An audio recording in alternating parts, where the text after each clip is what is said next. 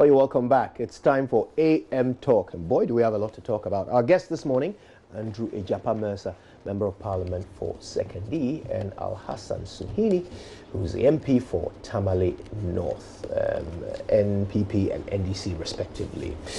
Gentlemen, Happy New Year to you both. How nice to see you. Many happy returns. Many happy returns. Good to see you too. And I think we've picked a rather incendiary day to have this conversation.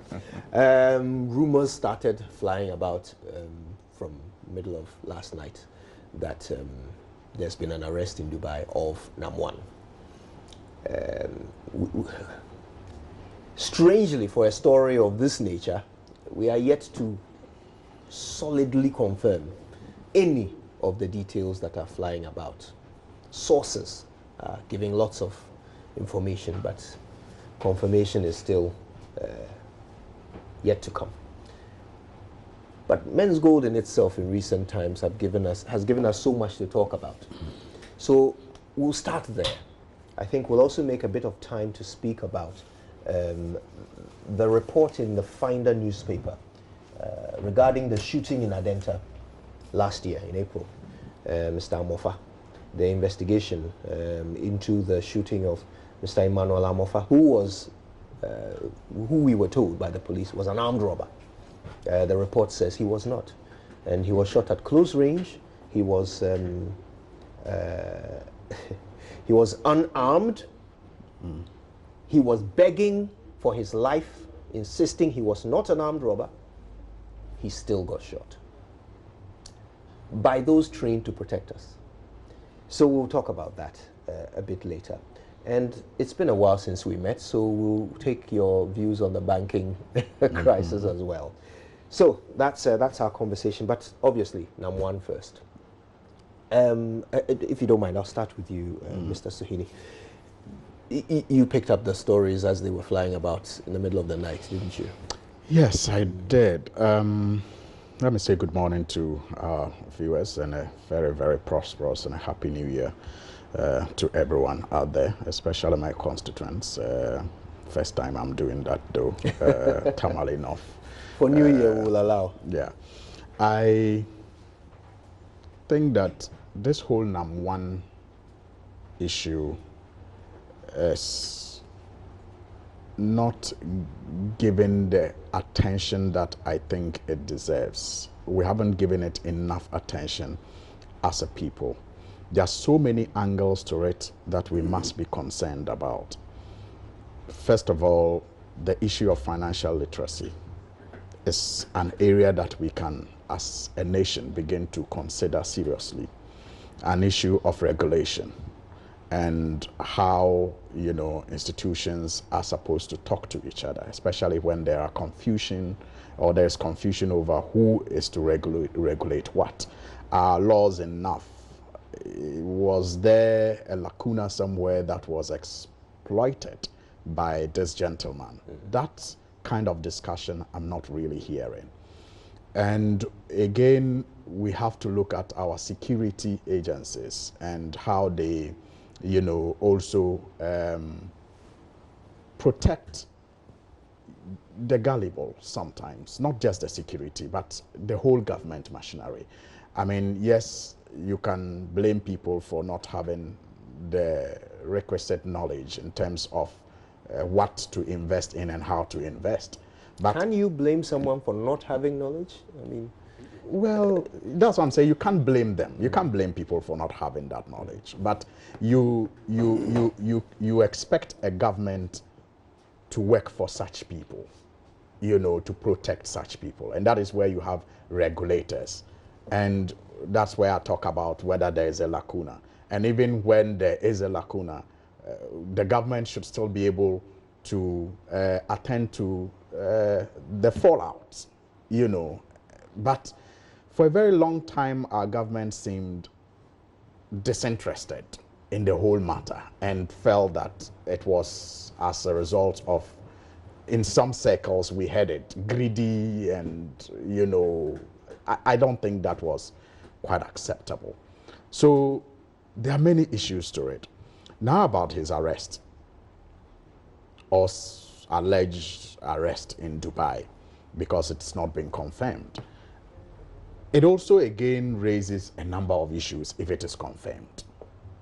I mean, first, let's recall that government started acting after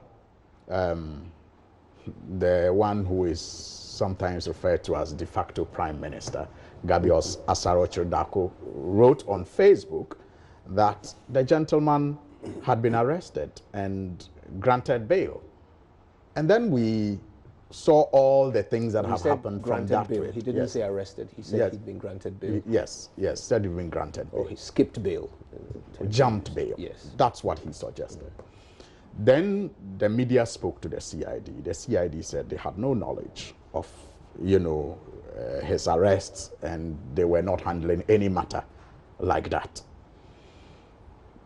Later, we heard that a Supreme Court had granted, what do you call it, a warrant for his arrest. That's what we heard. I mean, that was a report. Who? The news report said a Supreme Court. Then later it turned out that the Supreme Court didn't handle the matter at all, but a lower court may have issued a warrant. Then we were told that, okay, the bail that he jumped was with Yoko and not, in fact, some said BNI at first, and then later Yoko and not the CID police. So it is understandable that the CID didn't know about it. But in all this confusion, there are a number of issues that come up. What was he investigated for? What were they investigating? What was the nature of bail that he was granted? Why was his passport still with him? When we know that in some other investigations that you can consider even less, passports are seized, travel bans are issued. So what was he investigated for? What was the nature of the bail? And why was his passport still with him?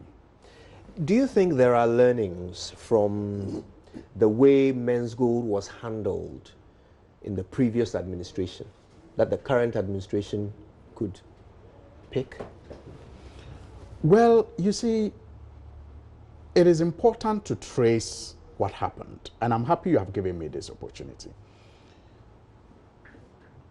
Nam1 started his business not with the name Menzgold. Menzgold started in 2017.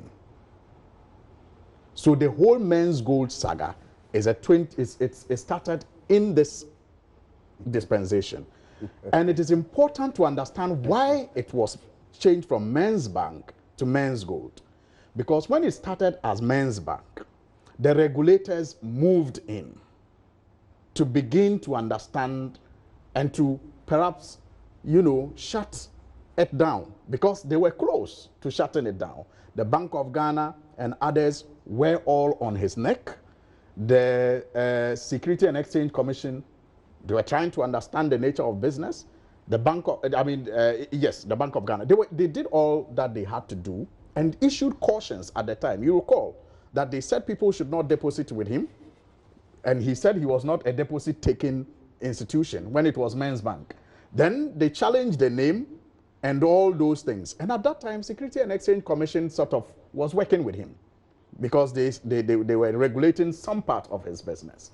So the two institutions were talking to each other. And when he realized that they were closing in on him, then he changed the name to Menzgold.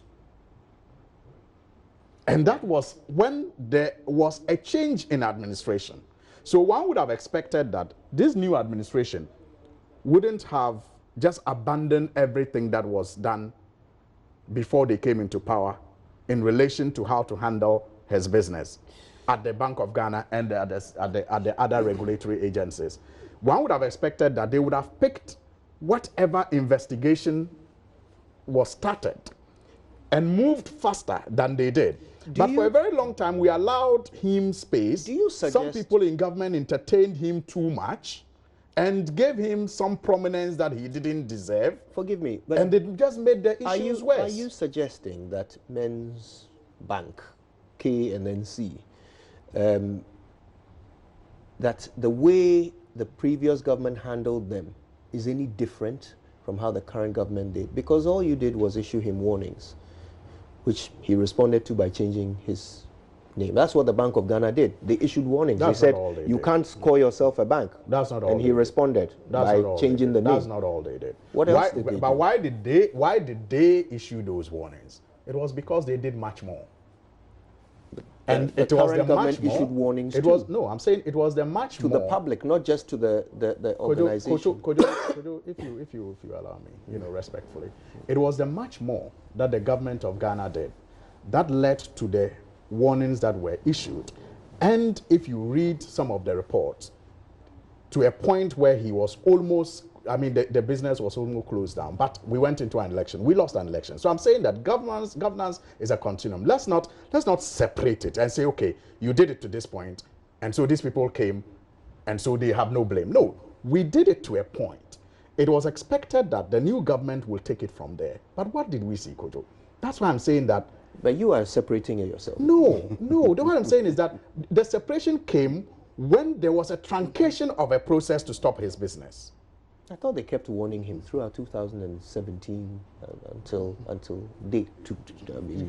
So they kept warning him. Now you started warning. Yeah. They continued warning. You see, you make it so light, and I'm trying so hard, not to turn this into an argument. I want us to have a discussion. Thank you. Yeah. but you see, the point I'm making is that beyond the warnings, we saw some other things too that didn't help. That's why I'm saying the government gave him too much room and too much credibility. And so it confused people. Here you are warning the public not to deal with a person, but very highly placed people in the government, including the president, are seen, in compromising postures with him. Compromising? Yes. Was the president in a compromising posture with him? The president received him at the seat of government and tweeted about it. That's not true. Well, that has been disputed. Well, it's been disputed because it's been pulled down. But the evidence is there from the president's own page. The evidence? The evidence is there. That it's been pulled down. But the point I'm making is that, what's the evidence? Okay, beyond the president, you had other government officials. Right, okay. You had government officials who gave him the platform that gave him credibility. So, and we talked about the financial literacy bit. We talked about the gullibility of our citizens. And so, estates, and we don't think that there is anything beyond government sometimes. Some of our people don't think that there's anything beyond the president. There's anything beyond the minister of state. So if a state institution is warning me to be wary of somebody, then I see the people who own the state in situations that I can describe as compromising, even if that is not what the intention is, but it gives me that impression. Not everybody is like you and I, is sophisticated like you and I to be able to say that perhaps he's gamed them too. I'll give you another bite in a moment, but I want to bring in Mr. Mercer. And look, these things that Mr. Suhuyini is saying, they are not new. They are not new. We've heard the suggestion that government should have known better than to seek alliances, sponsorship, partnerships with a person who the Bank of Ghana is warning the public against. And this is a factual. For example, our tourism minister sought sponsorship, partnership from him on not just one initiative. We have him sponsoring the Ghana Football Association to the tune of $10 million. We have him winning awards. We have him, standing next to several members of, and by the way, the thing about the picture with the president, I'm fully aware that the president takes pictures with all manner of people. And this suggestion that by taking a picture with him, he endorsed him. I don't know how I personally feel about that, but one thing I do disagree with is the statement from your government seeking to explain that picture, where you suggest that he was invited by Kwesi Nyantichi. No, that's not the explanation. That's how he turned out. I'll deal with it. Okay, there's no problem. Okay, so that's what it says in the statement. Let me take the opportunity to extend the New Year greetings to our cherished viewers. We haven't met in 2019.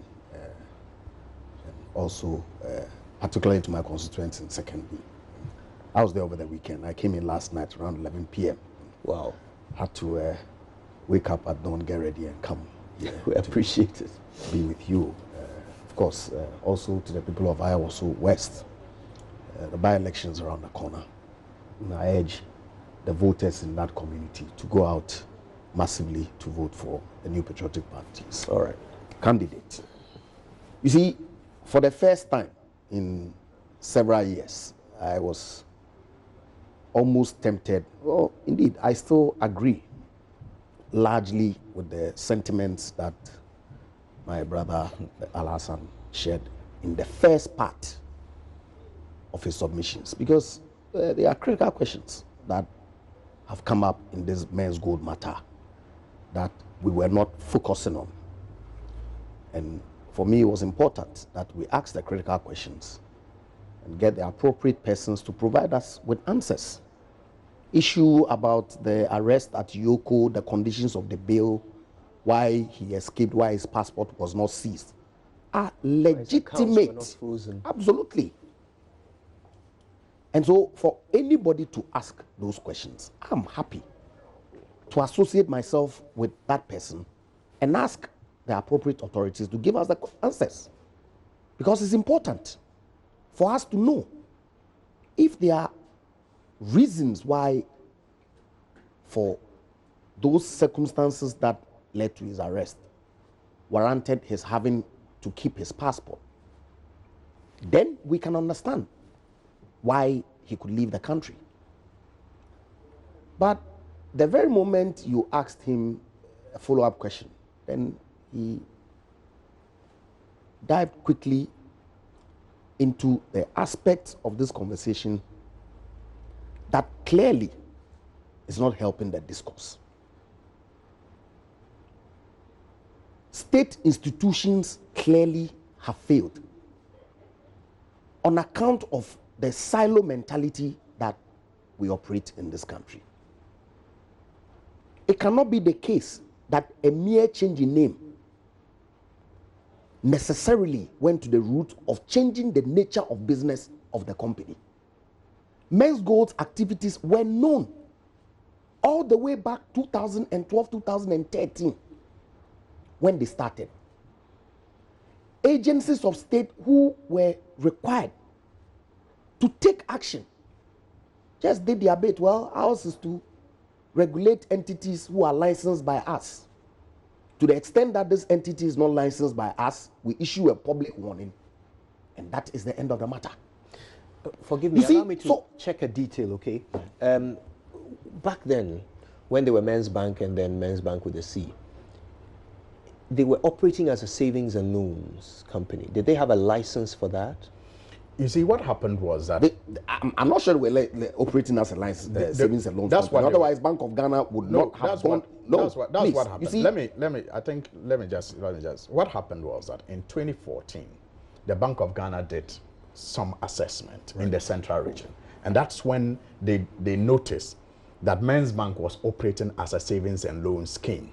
Right. And they issued again, I think in 2015, March 11, 2015, the Bank of Ghana, after that assessment, they published the names of unlicensed, savings and loans and micro loan schemes.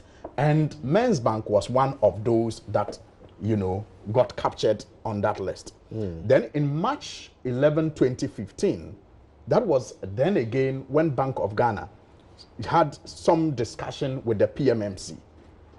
After they had noticed that they had metamorphosed, from a loan and savings system to dealing into all these gold deposits and all of that. Right. So yes, first it was operating as a loan scheme. The Bank of Ghana detected it, published it as one of those that operated without license, leading to its closure. And okay, maybe not closure. It metamorphosed into another. So I mean, I'm so sorry I cut you. I will give you the chance to okay. finish. It's just that we need to clarify this detail because it's important. Yeah. Okay. So this is what we can independently verify. Like you said, October 2014, Bank of Ghana discovered in a special exercise that this organization was operating a microfinance in Kaswa under the guise of a gold trading company. Fantastic. And illegally using the name bank. Okay. So the clarity here is that they found that this organization was doing microfinance work, but did not have a microfinance license. Good. Okay. But all they did was eliminate the gold trade bit because that has consistently been part of the nature of their business. Good. That's right. Because taking deposits. But the point is, that answers your first question of what the last administration did. Right. Now, the last effort of the last administration was, I think, August 16, 2016, when there was an attempt to engage PMMC because they had a license for PMMC. Okay. Again, it was expired. Again, it was a registered company under the laws of Ghana. Absolutely. So you cannot just, and you are a lawyer, government cannot just go and close a registered company down. Again, when it has license with PMMC and is operating with PMMC, that's why I was talking about the need for the regulators in the market, in every field, to talk to each other. So then they engage PMMC. And that's what I'm saying. So after August 2016, remember we went into an election. If that momentum, there was activity, if that momentum engagement with Menzgold in October, November. If that momentum had engagement with Menzgold in February of 2017. So to clarify, they were operating microfinance in Kaswa under the guise of gold trading and illegally using the name bank. Right. The action that was taken at the time. And you see, I want to move away from what you said, splitting the continuum. We're speaking about a state institution. Absolutely. Here. So the Bank of Ghana published a list of unlicensed entities operating illegally, including Men's Bank. They then changed their name to Men's Bank with a C. Bank of Ghana issued another warning in April 2016, warning the general public this time against the deposit-taking operations of Men's Bank with a C. They wrote to Men's Bank in July, cautioning them against unlicensed deposit-taking. They invited them in August, management of Men's Bank, to a meeting on its unlicensed deposit take. You see, so what I'm seeing here is a regulator who is certain that the bank is doing something that falls under their regulation, but doing it without a license. But all I'm seeing is invitations, and that continued into the new administration as well. You can't deny that. I want to give you see, so that's why I agreed with you right from the beginning. You were speaking as a, if you like, statesman, not a politician. Because these are issues. Why state agencies would issue mere notices without more? Why and at what point were they supposed to trigger the state security agencies for coming in?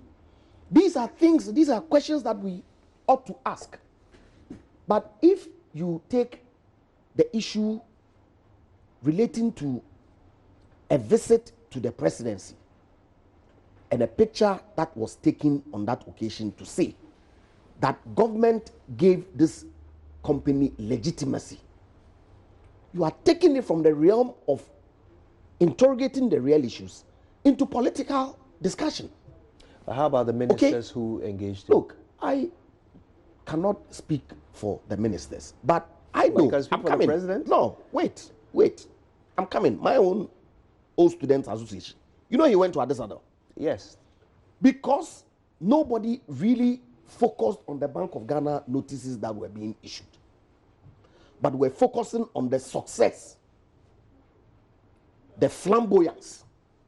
They were considering awarding him in November at our annual dinner dance until SEC finally stepped in to, as it were, terminate his operations in August. Okay?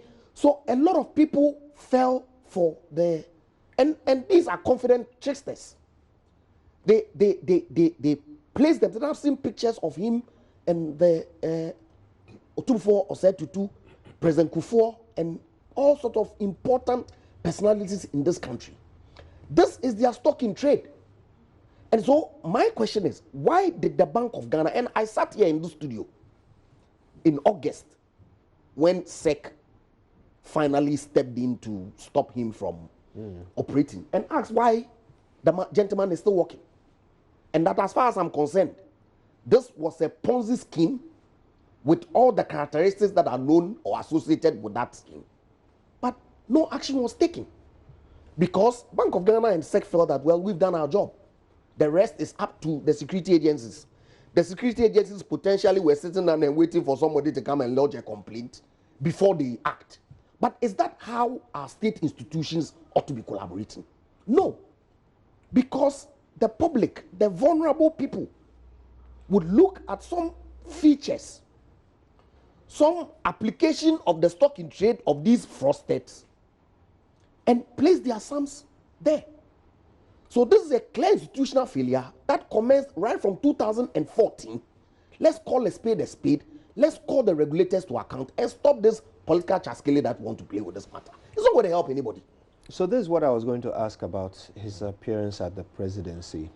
This is from the statement issued by the information minister not too long ago, about a week ago. And it's a 6-point statement, I believe. And point 3, he says, on no occasion has President Akufo-Addo endorsed the operations of Menzgold or its directors.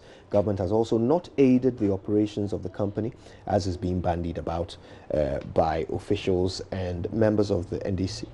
Attempts by the NDC to take, and they go on a bit more with the attempts at the end. This is the point. The then GFA president, Kwesi Nyantakyi, okay, let me start from here. It is also important to debunk the NDC's use of a photograph taken at Jubilee House where Nana Appiah Mensah is seen. In that photograph, officials of the GFA and CAF, including its president, Ahmad, paid a courtesy call on President Akufo-Addo on the 25th of April 2018, a day before the University of Professional Studies was to confer an honorary doctorate degree on the CAF president. The then GFA president, Kwesi Nyantakyi, invited Nana Appiah Mensah to that meeting because his company Xylophone, on the 21st of April 2018, 4 days before the meeting, had signaled its intention to sponsor the Ghana Premier League. The president never had a one-on-one meeting with Nana Appiah Mensah, as the NDC would want Ghanaians to believe. Now, this is my question. So, as at April, Bank of Ghana was issuing warnings and had been issuing warnings, as we know, since 2014 about this individual and the business he's involved in. But we are now learning that he ended up in a picture with the president where they were smiling, shaking hands, because Kwesi Nyantakyi invited him to the Jubilee House. This is confusing to me. No, it's not. Because I wonder, is Kwesi Nyantakyi the chief of staff? No. I mean, and in what capacity does he invite people to meet the president? Invited Nana Appiah Mensah to be part of the GFA CAF delegation to the presidency. What's difficult to understand about this? The presidency doesn't have a say in who they will permit close to the president and who they won't. I don't know, particularly people under investigation by state institutions. At that time, what investigation was he under? Was this not the period during which the Bank of Ghana was investigating to determine whether or not they were taking deposits and were warning the public? Bank of Ghana's investigation. We're warning the public against depositing. I don't have a problem. These are factual matters that are in the public domain. Yeah. But Bank of Ghana's investigation clearly was not a criminal investigation. The man had not been charged or convicted of any offense. Right. And so, fact, he had gone into an arrangement with the GFA to sponsor the Ghana League. Fact, they had signed an agreement that was telecast live for all of us to watch. Fact. And that if the GFA's delegation that was accompanying the CAF president to the presidency ask him to join them to go, national security potentially may do a clearance. And I'm not knowledgeable in their operations, so I can't speak to that. But it doesn't come as a surprise to me that the GFA president, Mr. Nyantakyi, will invite the GFA's league main sponsor to accompany them to the presidency. Do you know what this means? Please This tell means me. that it will happen again. That Somebody who is involved in some nefarious activity just because they have money and are placing it with state institutions or institutions of national nature like the GFA will end up in the presence and company of our president. possible. But you see, that's why I say that right from the inception, right at the point when Bank of Ghana discovered the activities of this individual, it was at that point that the arrest should have been effected. We waited for it to fester, for the gentleman to throw his weight about, So there's no... spend money. You see, yes, so that's why I said that we ought to ask questions of our agencies and the extent to which they can collaborate so that this situation that you painted cannot reoccur. Okay, there's no learning on the part of the president and his handlers, you see, in terms of course, of national who invites security, who to come. But you see, If I'm you still were very confused that Kojo, Mr. there's no Kwesi Nyantakyi confusion. can invite people No, to meet the Kwesi president. Nyantakyi did not invite people to go and meet the president. That's what the statement No, says. wait. But he Of has course, the you president ought to in his read pocket. the Why are you statement surprised? in context. Suhuyini, I will ignore that comment. The statement obviously The ought to be read in president in his context. pocket. Kwesi Nyantakyi is not the person who invites people to the presidency. He determines who join his delegation to accompany him based on a request that they have made to visit the presidency. The effect is the same. It's not. Because it would suggest that No. if I have an invitation, You see, I can Kojo- invite whomever I like. Kojo, And because I have had an an invitation, privilege, people with me and- will be permitted No, into the presence of the I'll tell you president. this. Some people who are interested in developing some port in my constituency wanted an audience with the president, and we sought and obtained and visited His Excellency the President. Of course, I'm sure that when we submitted the names of the people who were going to come with me, the Office of the Presidency through the National Security would have done their own checks to find out the background of those people. But the presidency didn't determine the number of people and the caliber of people or even the names of the persons who attended the meeting. So you're saying the president could not have said, the presidency That could not Mr. have A said, should come, Mr. I'm B sorry, shouldn't come, this individual unless, of course, is the subject of unless, a of Bank course, of Ghana probe. It's possible. But I'm saying that the Bank of Ghana investigation is not a criminal investigation. You see, Okay, you see, of Only course. criminal investigations are No, of import. no, you see, Can I the impression, no, you can't come in. Let me, please. No, I mean, you Let have, me- you have look, had it all. In just a moment, look. if you can sum up that point, and then I Look. will bring in Mr. Suhuyini. If some error was occasioned, I'm happy to admit it. But I don't see it. Fair enough. That's interesting. You see, he talks about Complete mischief. the operations of fraudsters and confident trusters, and then he conveniently talks about how they, and in this case, NAM1 gains credibility by associating with Asante Suhuyini and others. He talks about that and how that helps in the business of confident tricksters. We all know what celebrity endorsements and people of power endorsing products do to the brand of such products. Taking And so- photographs constitute endorsement. It does. How? You see, Celebrity endorsing product openly state that I endorse this product. Is that not the case? If you go into a chance meeting and take a photograph with somebody and go around circulating it, does that constitute endorsement? Please, let's have a let's good take some discussion. of these See, I things didn't serious. interject when you were talking, so allow. You see, Let's allow Mr. Suhuyini to make his point. there's a reason why when you go into the offices of, say, CEOs, respected CEOs, you have photographs that they hang with themselves and very important people. It gives credibility. Photographs say a lot about who, have confidence in you, even if it was not taken with that intention. Even if it was not taken with that intention. And that is why, it is important that we protect our presidency. It's not just about Nanado, but it's about how people like Namwan can take advantage of that laxity around the presidency to perpetuate crime, like we have seen in this case. You have gay champions having pictures with Mr. Mahama. What is a gay champion? You know the gay Andrew Solomon in pictures with Mr. Mahama. Does that constitute Mr. Mahama endorsing gay? Is he the subject of any kind of probe? So. Okay? You see, so all I'm saying is that let us not.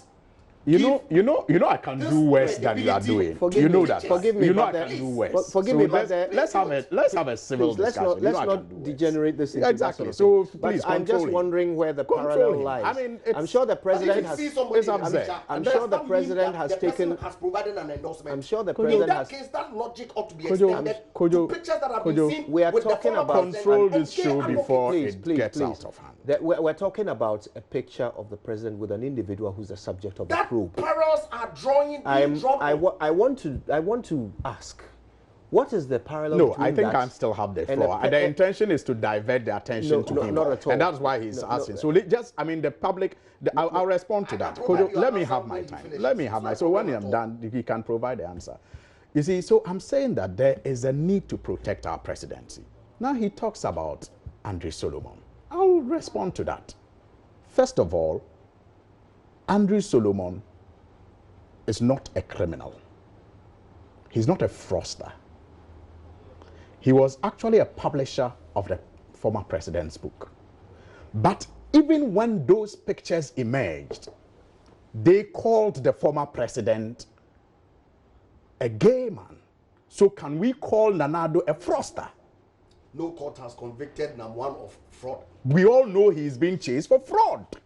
So that argument, that is has a court convicted Andrew Solomon of being gay? No, wait a minute. But you called him a gay champion on this show.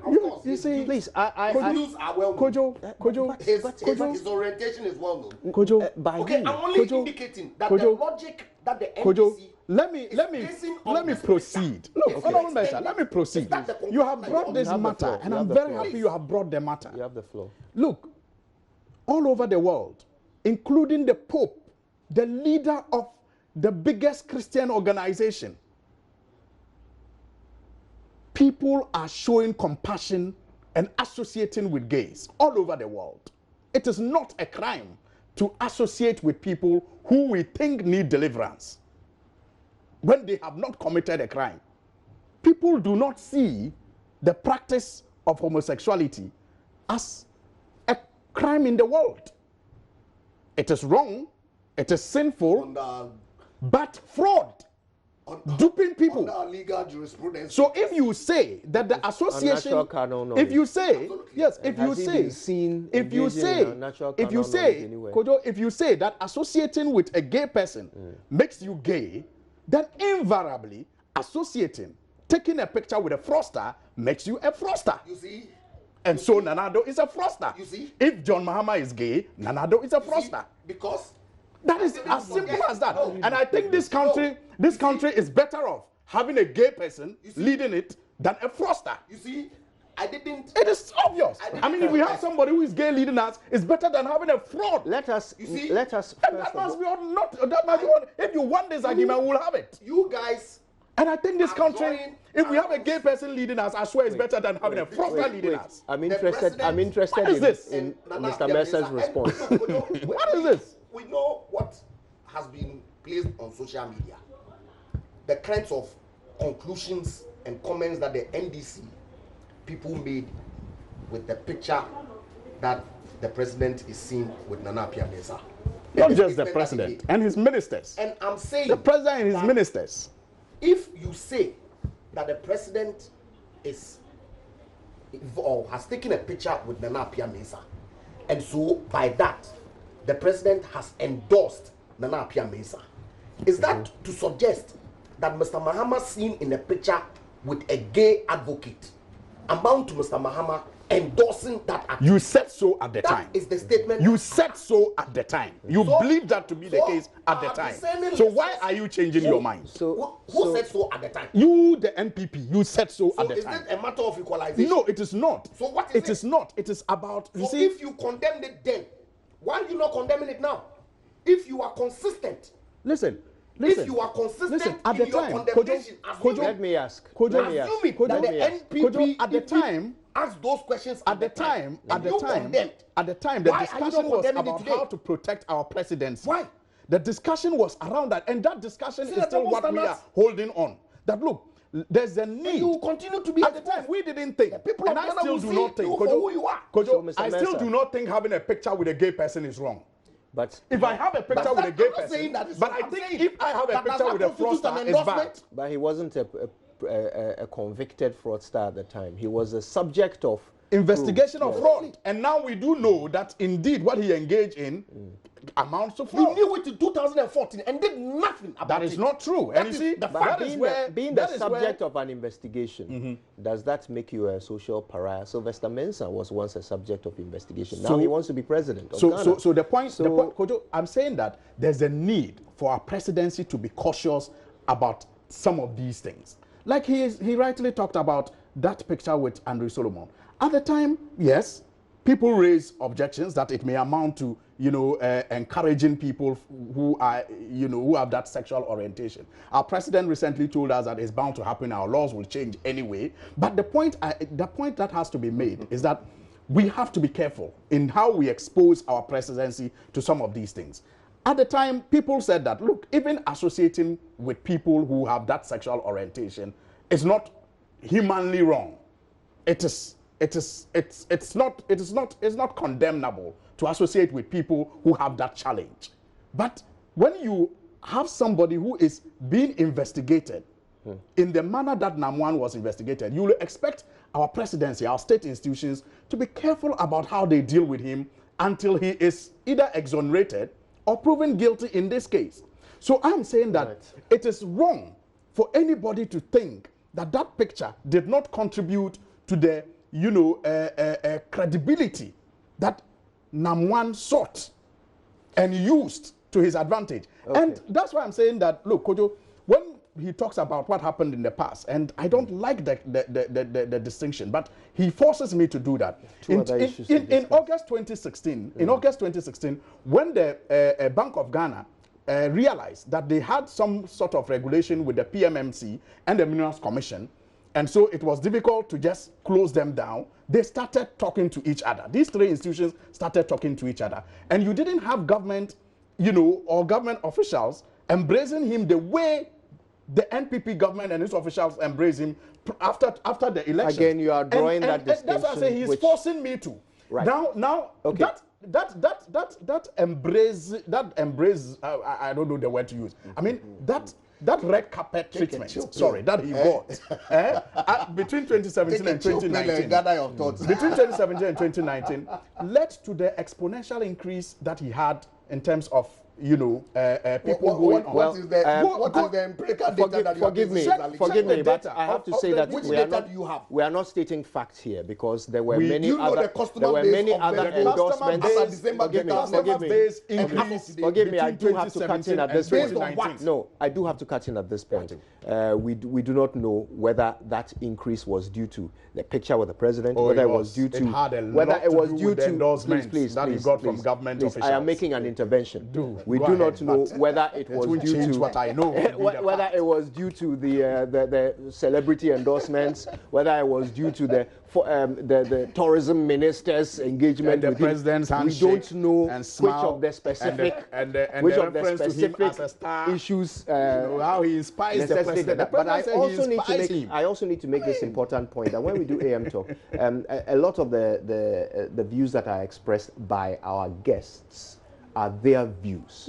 Okay, we've had a conversation about homosexuality, and they have expressed their views. Okay, that does not mean that we as a station share any of those particular views. It's important to state. All right, so let's talk about this. This report in the Finder newspaper, and I'll read bits of it just so that we have the context. So the headline is "Another Shocker, Amofa, who was killed by police, not armed robber, CID report." Now, this is about the killing of Mr. Emmanuel Amofa. He was shot on Monday, April 16, 2018. He was not armed. he kept pleading that he was not an armed robber, but investigations, reveals that the CID investigation reveals that he was shot regardless of these circumstances. According to information, the investigative report recommends an apology and compensation for his family. But strangely, the report recommends more training for the police officers who killed the innocent man. Instead of interdiction and prosecution for murder, they are suggesting training. That's laughable.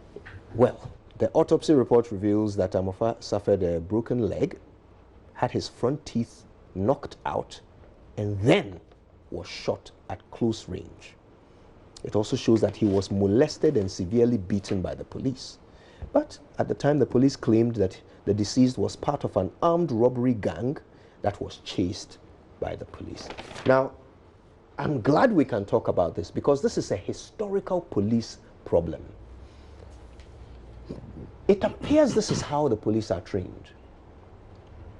That's when in doubt, shoot. So you are passing through a police barrier, they stop you, you don't stop. They'll shoot your car. Doesn't matter whether there are children in it or not. They'll shoot. Or you are suspected of stealing a phone or a good, and they say stop and you are running. They'll shoot. Or they are in a banking hall and they are telling you you are making noise and you are disturbing. They'll shoot. This has happened, by the way. You know, so we are seeing a few too many of these. And then, of course, we had what happened in Asawase. 7 men who now no longer exist because the police shot them and then came to lie to us, led by their commander, that they are armed robbers. But did you say this was a CID investigation? That's correct. That's refreshing. Of course, bad news, but because in times past, the police would have shielded their own. They would have come out with some report that clearly, hides the fact of the matter. But is that not what is happening here anyway? They say that people should be trained. No. Of course, the recommendation, can be dismissed with all the force that it deserves. These guys should be interdicted. They should be prosecuted to serve as a deterrent. And clearly, the training that they recommend ought to be given to the existing police officers so that they would know clearly that their core duty is to protect the public and not to shoot at them when they breach some rule or regulation or some order from the police. But I say it's refreshing because the CID's own investigation coming out to say that this individual was not an armed robber and that the killing was unlawful, in effect, that's some news. And I commend the CID authorities and the persons who led this investigation for at least. I haven't heard the police provide a report that implicates his own personnel before. I mean, I stand corrected, but I've never heard.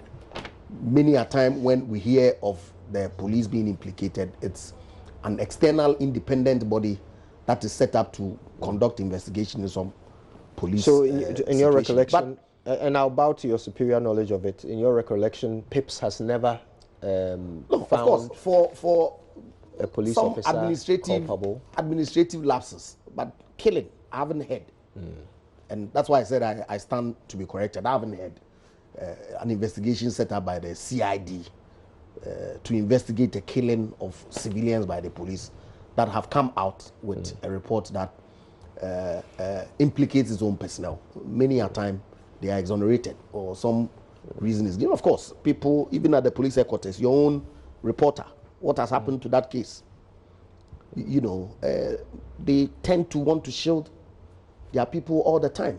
So for them to have come out to admit the wrongdoing of their personnel, for me, is refreshing. And I think that they should continue in that stead. But the recommendations that they give, unless, of course, this is not the entirety of the recommendations, because to suggest that people who have clearly flouted the laws of this republic should be made to go scot-free and only be trained is, to say the least, laughable. But even if this is not the entirety of it, for this to be part of the recommendation, it would indicate that these individuals are expected to remain police officers. Absolutely, and it's surprising. All right, now a bit more detail here. The police, I mean, I don't want to offend my very good friends in the Ghana Police Service this morning. But let's call a spade a spade. Mr. Suhuyini, here's a bit of extra detail. Yeah. Police say they received a distress call between 2 and 3 a.m. on that day, Sunday. So a patrol team was called, they responded. In the process, they encountered 3 suspected armed robbers, including the deceased. They say he was carrying a locally manufactured pistol. So they say in an attempt to search the late 27-year-old, he struggled with the police officers and took to his heels. Then the operational men demobilized him with Amofa sustaining gunshot wounds. He was rushed to the hospital and he passed on before he could get there. This is what an eyewitness said. He was not wielding a gun or any weapon, I'm quoting the eyewitness. The police killed him deliberately and allowed the criminals to escape. Another eyewitness said he saw the late Amofa and the police exchanging words when he told them he was innocent. They wouldn't listen to him and they tortured him until he ran into the building opposite the bar. They shot after him and all I saw later was his dead body being dragged towards the police vehicle. For me, my question to you is about the trend, because this has gone on for years. The police are particularly trigger happy. Why are we not doing enough to stop this? I think it is worrying, but admittedly we have to understand that this is not just a Ghanaian phenomenon. I mean, elsewhere, such incidences are even related to the issue of race. But it is generally a problem with maybe policing around the world. But since we are in this country and it's become one too many, it is important that we pay attention to it. I was privy to a similar incident some years back, which even led to the imprisonment of a friend of mine who was later, just because she happened to be around the place at the time that this thing happened. The person was suspected to be an armed robber, and she was around that place and an accomplice. But later she was, cleared. And it turned out that the gentleman simply was running away from what was supposed to be a crime scene. And because of his body build and size, he was mistaken to be one of the, criminals and shot. Only recently, the president was also in Kumasi, the Ashanti region, compensating victims of a needless, operation by the police, which led to the loss of lives of some of our Zongo guys. Very, very unfortunate. No amount of money can, compensate the family or bring back their lost lives. And I think that perhaps it is time we look at how our state institutions are unbridledly politicized. The politicization of our state institutions is not just killing our democracy, but it's killing us, figuratively and literally. Recently, CLOSAC held a press conference and they were complaining about how, political apparatchiks are taking over roles that are reserved for them. Forgive me, Mr. Suhuyini, we'll come back to this, but something is happening that we need to draw attention to right now. We can go to Alavanyo Jogbeje, I hope I've said the name right, because we understand that 2 people have been killed and several others injured in a clash involving the police and the youth in the area, pretty much related in some way to what we're discussing. Let's get on the phone lines and speak to the Volta Regional Police Commander, DCOP Francis Ebenezer Doku. DCOP Doku, good morning. Thank you for your time. Are you aware of this incident? Good morning, DCOP Doku. Can you hear me? Yeah, I can. Wonderful. Please, are you aware of the incident at Alavanyo Dogbeche?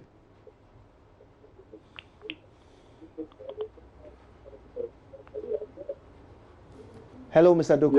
Yeah. Good morning to your cherished listeners.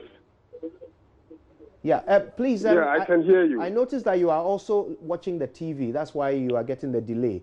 Please ignore the TV for a minute. Just listen to me on the phone so that we can be in sync. So if you can lower the volume on the TV or switch it off and just listen to my voice. Can you hear me? Phone. Yes, we can hear you. So please go ahead. Yesterday afternoon, 3 o'clock, based on intelligence that some people were keeping arms in Nkonya, in the Alavanyo area,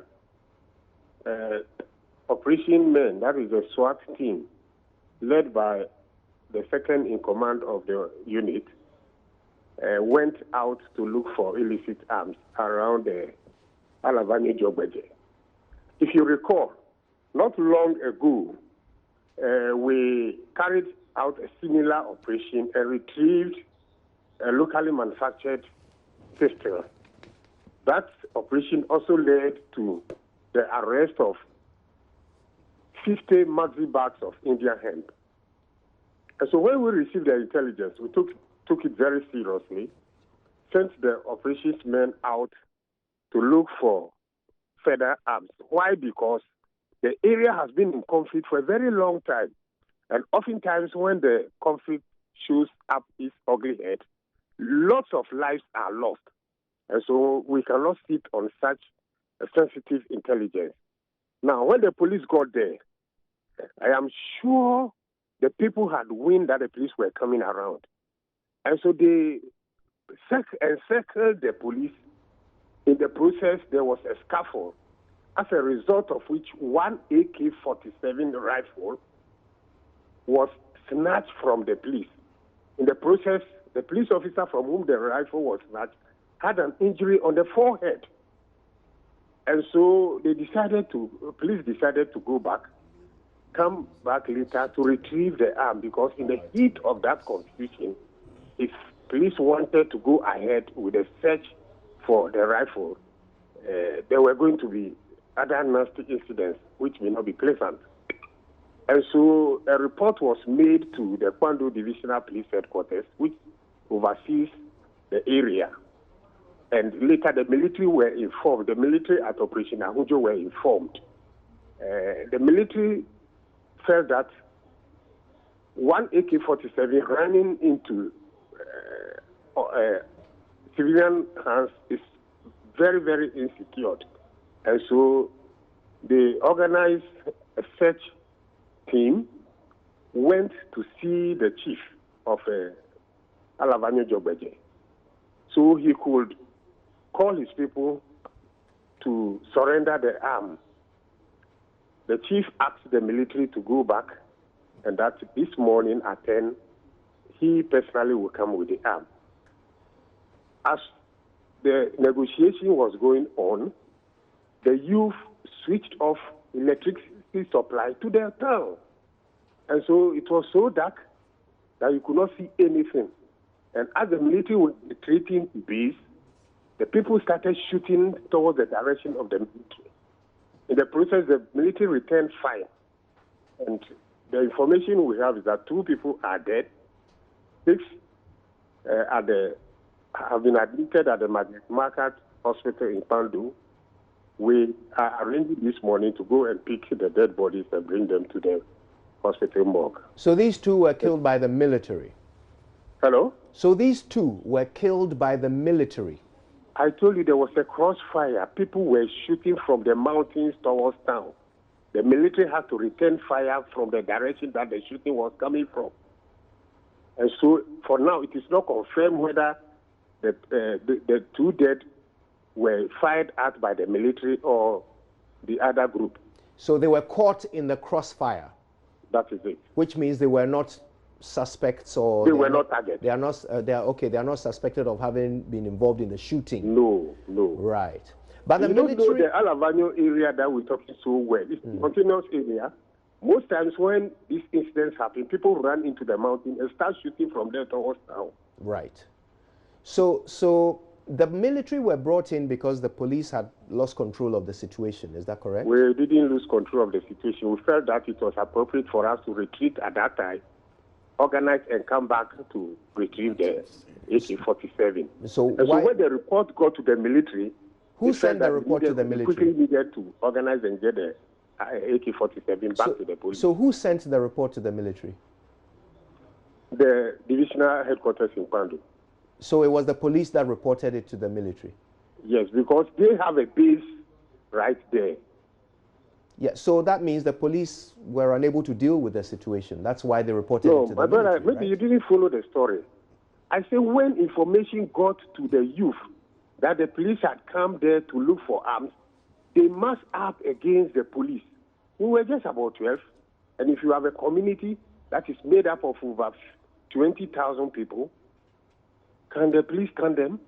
Yeah, will it be appropriate for us to be shooting at everyone? So you are agreeing with me that the police were unable to handle the situation, therefore they brought in the military. You are agreeing with what I said? I wouldn't agree to that.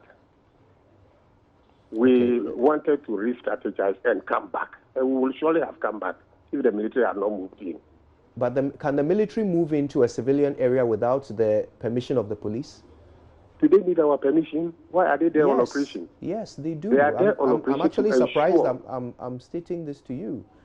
I wouldn't accept that. So the military don't need have been permission there for of the some time police now to ensure that the place remains quiet. And if they find out that there is an incident that will ignite the trouble, why won't they move in? Do they need the permission of the police to move in? No. I see. Okay. So what are the next steps? Will there be an investigation? What can we expect? We will organize an emergency reset meeting to the police this morning. And then when we get there, we'll look at the way forward. But as we speak, investigations have started. The regional CID have moved to the scene, and they are working on the crime scene. Okay. DCOP Francis Ebenezer Doku, thank you very much for that update, and we'll stay in touch for more. Well, yeah. So that's an example of, you know, the fraught relationship between citizens and the police that have led to the suspicions of each other. And it is in that suspicion that you have some of the unfortunate killing of innocent people,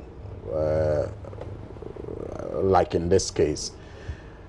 But I was talking about how the politicization of our state institutions seem to be killing all of us, literally and figuratively. We have to look at the issue of recruitment, for example. I mean, everything is politicized, from the fire service to the police service. Maybe the army is a bit insulated, but even there, it is creeping in. And, you know, standards are violated. You know, specialists, you know, is what is given attention to in terms of who gets to wear the uniform. And that doesn't bode well for the professionalism required of the police service. In-service training is something that is also, even in some cases, given to people based on partisanship. I mean, workshops are organized, and depending on your phase and your politics, you'll attend it or not.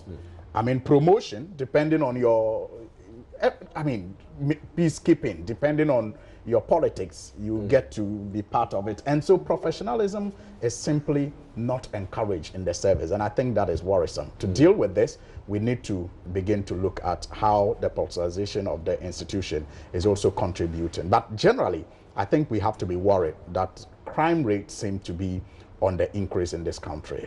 Our government must be assuring us. I just read about the Tema Port Marketing Public Affairs Manager and the bizarre circumstances under which she was murdered. I think that that sense of insecurity is unsettling. Right. In fact, what Mr. Suhuyini is saying about the politicization of recruitment is something that we've talked about for a long time. For years. Yes. But the thing that occurs to me, though, is that, yes, this is a blight. It needs to be stopped. But while that blight exists, when we bring in these political recruits, how are we training them? Should the training not be uniform so that no matter where you came from, once you hit the streets and there's a gun in your hand, that you are not a danger to society? Yeah, I think that the training will be uniform. I'm told we have just 2 minutes. Across board, regardless of the mode of entry into the state security agencies. Of course, we all would have wished about Dagbon Small that the meritocracy will be the basis, regardless of whether you are being recruited in there because of some political connection. You know, and it exists as a fact. It's existed with us forever.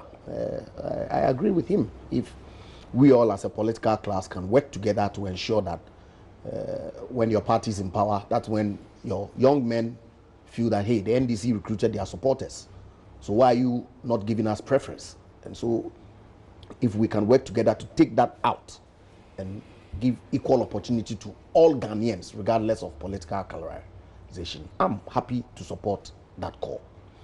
You know, but of course, trust Suhuyini to throw in the sense of insecurity.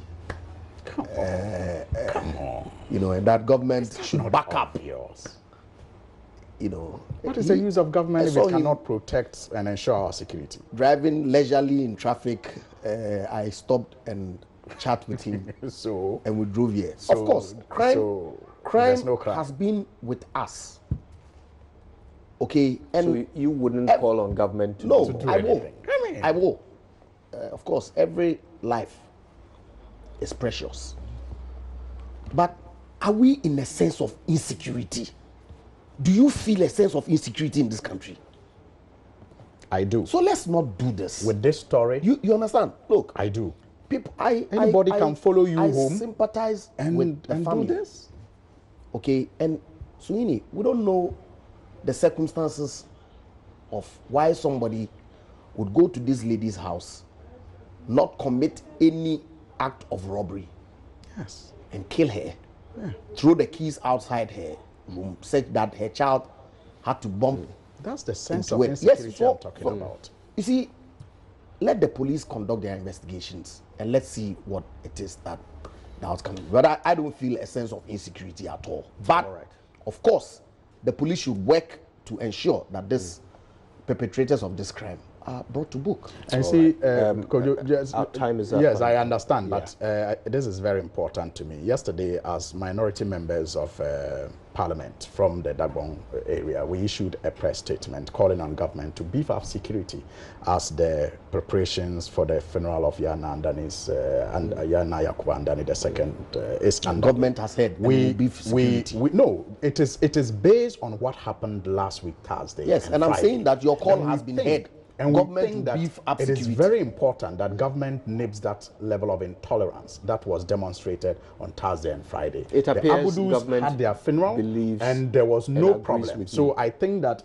it is incumbent on government to ensure that they beef up security and protect lives and property. I think government has it's key. Thank you both. It's key. Thank you ever so much, Alhassan Suhuyini and Mr. Andrew Ijapamesa, honourable members of Parliament. We appreciate your time.